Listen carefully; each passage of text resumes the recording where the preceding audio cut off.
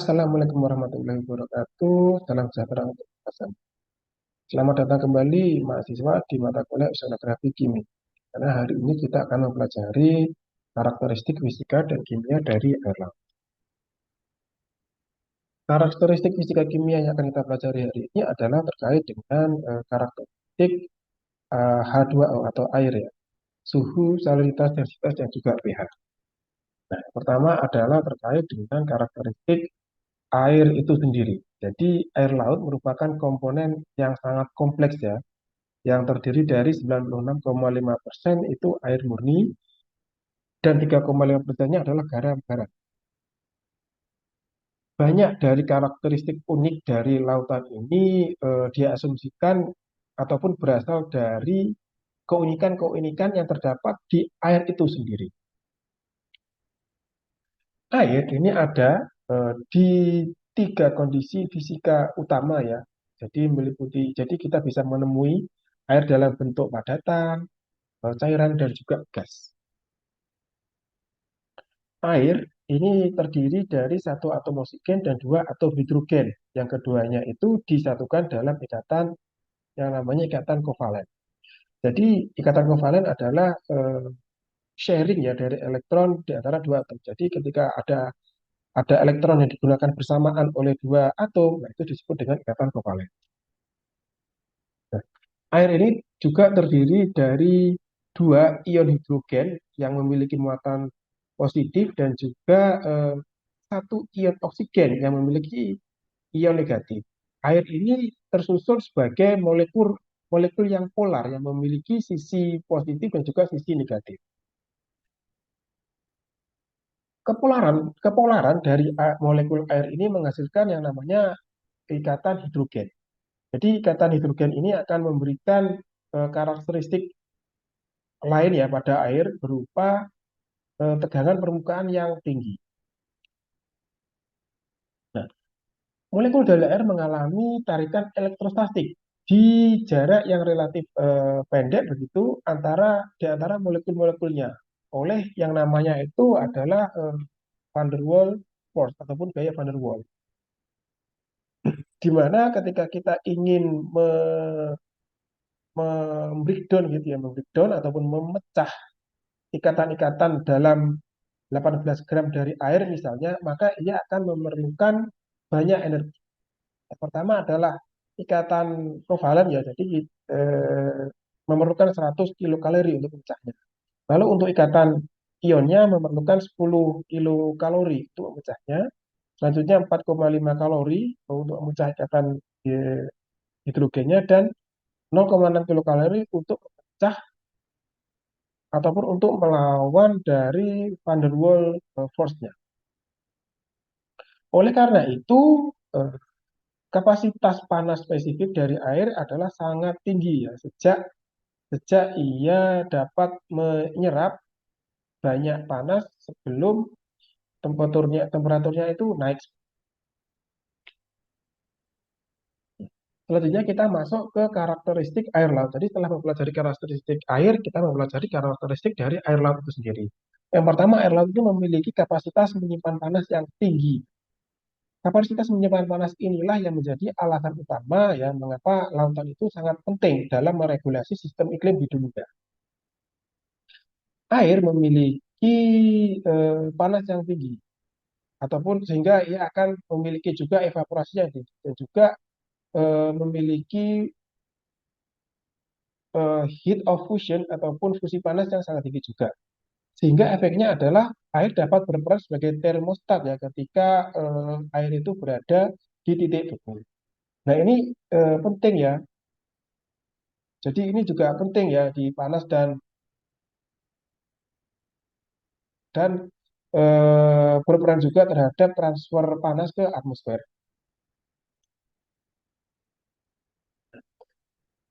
Karakteristik dari air laut yang lain adalah memiliki ekspansi termal yang tinggi. Jadi air laut ini akan mencapai densitas maksimumnya pada temperatur di atas titik beku. Jadi kalau titik beku air itu adalah nol ya. Jadi air laut jadi akan memiliki densitas maksimum ini di suhu di atas 1. Ini juga yang menyebabkan mengapa si air air di lautan dan juga di danau ini tidak membeku ya. Nah, ini adalah grafik yang menghubungkan antara suhu dengan densitas, di mana dari grafik ini kita bisa mengetahui bahwasanya eh, densitas dari air yang paling tinggi itu berada pada suhu di sekitar 4 derajat Celcius. Air merupakan pelarut yang universal. Dia mampu melarutkan banyak sekali substansi. Karakter garam dari lautan ini tergantung pada kelimpahan dari ion terlarut yang dikandungnya. Nah, ini adalah tensi tegangan permukaan yang dimiliki oleh air. Kita bisa melihat bahwasanya sangat rapat begitu ikatannya ya, sehingga dapat menghasilkan tegangan permukaan yang kuat. Nah, yang pertama, yang selanjutnya adalah terkait dengan suhu. Suhu ini adalah properti termodinamik dari suatu cairan. Jadi ini mengacu pada aktivitas atau energi dari suatu molekul dan atom di dalam suatu fluida. Di dalam bahasa oceanografi biasanya suhu ini diekspresikan dalam skala Celcius.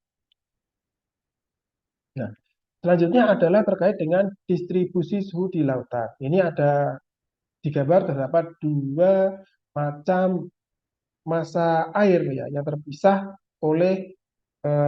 satu dengan lain. Nah, kita juga bisa melihat di sana ada yang namanya lapisan termoklin, di mana lapisan termoklin ini adalah lapisan permanen ya, di mana terdapat perubahan suhu yang sangat drastis.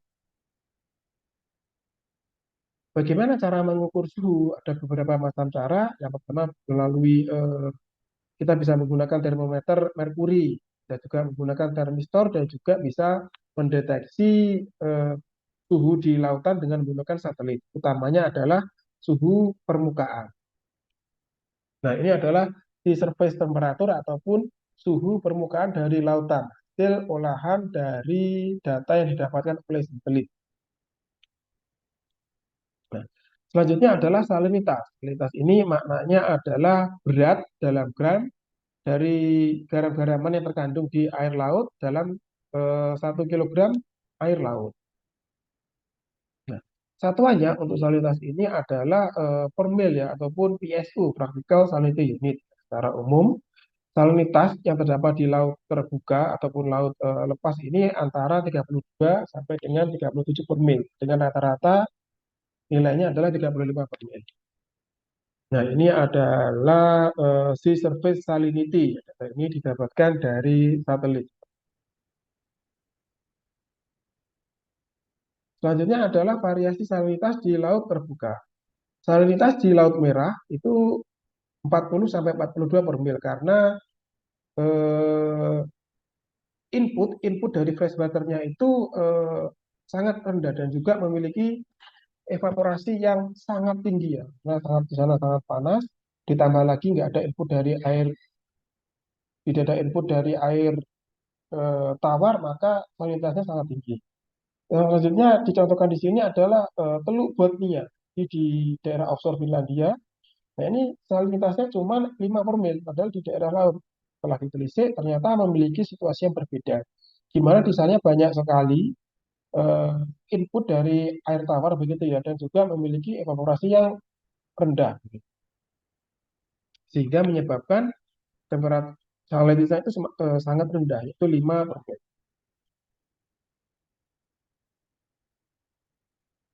Nah, lalu apa hubungannya ya antara evaporasi dan juga hujan? Jadi evaporasi, apakah evaporasi dan pembukuan ini berpengaruh terhadap salinitas? Apa pengaruh hujan ini terhadap salinitas? Ketika evaporasi ini ya lebih tinggi daripada hujan, bagaimana salinitasnya? Kalau sebaliknya juga bagaimana pengaruhnya terhadap salinitas? Nah, perlu teman-teman mengetahui bahwasanya prinsipnya adalah semakin banyak masukan air tawar yang masuk ke suatu perairan, maka ia akan semakin menurunkan salinitas. Namun ketika di suatu perairan itu tingkat evaporasinya tinggi, ia akan menaikkan salinitas. Seperti yang kita ketahui bahwasanya ketika ada evaporasi, maka yang hilang ataupun yang tervaporkan itu adalah air ya. Jadi semakin ketika airnya hilang, maka akan semakin meninggikan kandungan garam-garam. Nah, ini adalah profil profil vertikal dari salinitas. Nah, semakin bertambahnya kedalaman, maka akan semakin tinggi pula dari salinitas.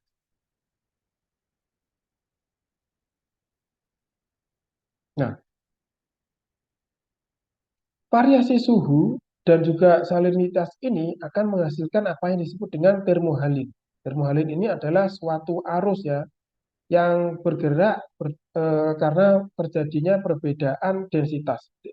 Jadi ketika salinitas ini meningkat, nah ia juga akan meningkatkan densitas sehingga arusnya akan tenggelam. Jadi massa airnya akan tenggelam.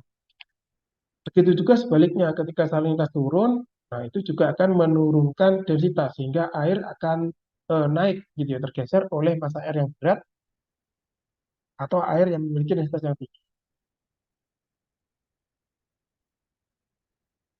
Lalu bagaimana cara mengukur salinitas? Pertama, ada beberapa cara ya, ada melalui titrasi dengan menggunakan salinimeter dan juga menggunakan hidrometer dan termometer. Juga bisa menggunakan yang namanya refraktometer. Yang pertama adalah titrasi kimiawi. Jadi, eh, titrasi kimiawi ini prinsipnya adalah gimana caranya kita bisa menghitung klorinitasnya. Jadi klorinitinya ini dari sampel air laut ditentukan dengan mereaksikannya itu dengan eh, nitrat perak begitu. Jadi ini ada rumus salinitas ya sama dengan 1,8 dikalikan jumlah klorinitinya nanti akan ketemu nilai salinitasnya. Selanjutnya dengan elektronik salinimeter. Jadi ini adalah instrumen yang mengukur bagaimana bagaimana seberapa mampu begitu ya air laut ini mentransmisikan ataupun menghantarkan dari arus listrik. Jadi ini adalah prinsip utama yang dipakai oleh elektronik salinimeter. Selanjutnya adalah hidrometer dan juga termometer begitu. Jadi kita juga bisa menentukan salinitas menggunakan hidrometer dan termometer. Hidrometer ini pada prinsipnya adalah alat untuk mengukur suatu densitas gitu. Jadi ketika densitas ini kita tahu nilainya, kita juga bisa tahu nilai salinitas. Salinitas dari air laut kemudian dapat ditentukan dari suhu dan salinitas dengan menggunakan diagram TF. Ini suatu cara yang sudah sangat umum digunakan untuk menentukan salinitas. Selanjutnya, kita juga bisa menggunakan refraktometer untuk mengukur salinitas. Jadi prinsipnya adalah ketika cahaya melewati air, ia akan dibelokkan begitu. Ia akan dibelokkan oleh air, bagaimana ia melewatinya. Semakin banyak garam di air, maka cahayanya ini akan semakin belok. Nah, ini adalah prinsip utama yang digunakan pada refraktometer untuk menentukan salinitas. Selanjutnya adalah densitas. Densitas ini yang mengontrol bagaimana suatu massa air itu akan tenggelam atau mengapung. Jadi densitas ini adalah rasio dari massa per volume. Air murni memiliki densitas maksimum pada suhu 3,98. Ketika air laut eh, ketika air laut mencapai densitas maksimumnya pada titik 10. Di air laut densitasnya ini range densitasnya adalah 1,02 sampai 1,03 gram per centimeter cube. Nah, ini adalah grafik yang menghubungkan antara suhu dengan spesifik volume, di mana pada pada suhu 4 derajat Celcius, nah ini air mengalami ataupun mencapai densitas tertinggi. Nah, ini adalah profil dari densitas, suhu, dan juga salinitas, di mana eh, salinitas densitas ini memiliki tren yang sama begitu ya ketika dihubungkan dengan kedalaman perairan.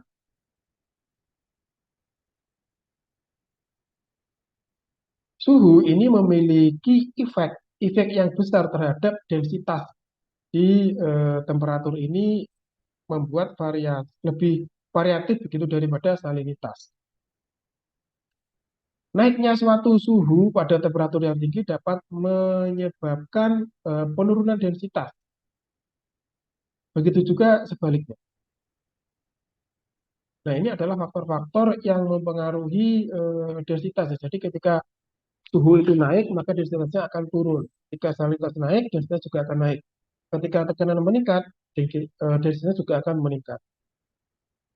Selanjutnya adalah pH. pH ini adalah intensitas dari asam ataupun basa dari suatu cairan. Ini adalah suatu cara untuk mengekspresikan aktivitas ataupun konsentrasi dari ion hidrogen yang dikandung di suatu perairan.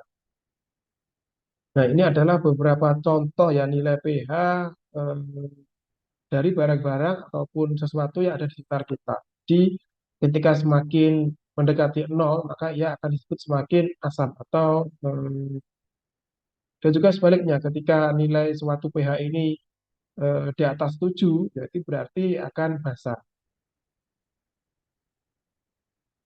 pH air laut itu berada pada range 7,5 sampai dengan 8,4. Ratanya ini adalah 8. Ada sistem yang menyebabkan kenapa nilai pH dari air laut ini relatif stabil. Namanya adalah sistem karbonat, di mana karbonat sistem ini meregulasi ataupun mengatur pH dari lautan. Baik, kita sudah berada di fase akhir pertemuan perkuliahan kita. Tetap jaga kesehatan. Sampai jumpa kembali di perkuliahan oceanografi kimia yang selanjutnya. Sekian dari saya, Bila Taufiq Walhidayah. Wassalamualaikum warahmatullahi wabarakatuh. Selamat siang.